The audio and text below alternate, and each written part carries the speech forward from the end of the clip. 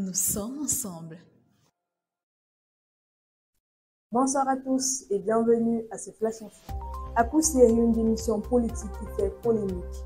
Dans un geste symbolique fort à la prédilection présidentielle du 12 octobre 2025, M. Djibril, vice-président de l'Organisation des jeunes du RDPC pour le comité de base, a annoncé sa démission du Rassemblement démocratique du peuple camerounais. Dans sa lettre adressée au président de section, il évoque une réflexion profonde et un sentiment de responsabilité comme moteur de sa décision. Membre actif depuis 2012, il souligne son engagement passé et son désir de répondre aux défis actuels du Cameroun. Il rejoint désormais l'Union nationale pour la démocratie et le progrès. Maltraitance sur mineur, un enfant de 7 ans ligoté par sa tante est libéré par la police après des nuits de torture. À Douala, la profession au quartier Yassa, un cas de maltraitance a soulevé l'indignation générale des populations. Un enfant de 7 ans a été ligoté par sa tante Rachel Moti avec des chaînes et cadenas puis enterré. Ce sont des voisins alertés par la situation dramatique qui ont décidé d'appeler la police. Les agents dépêchés sur les lieux ont trouvé l'enfant attaché et ont dû déployer des efforts et du matériel pour le libérer. Les images de cette intervention relayées sur les réseaux sociaux ont profondément choqué l'opinion publique.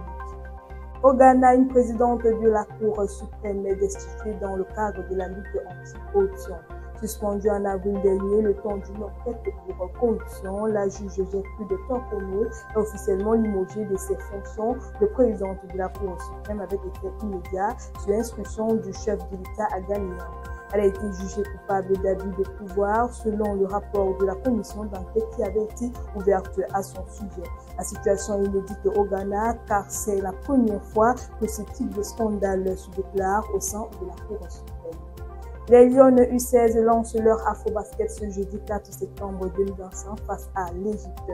C'est le grand jour pour nos jeunes Lions à Kigali. Après avoir été absente des 8 premières éditions, le Cameroun fait enfin son retour pour la 9e édition de l'Afrobasket U16 féminin.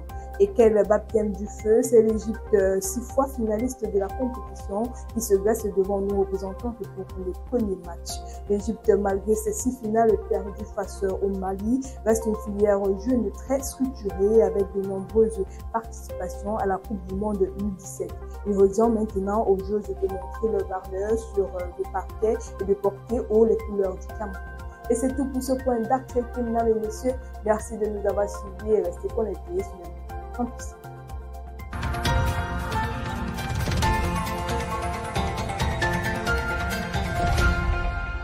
Campus TV, nous sommes ensemble.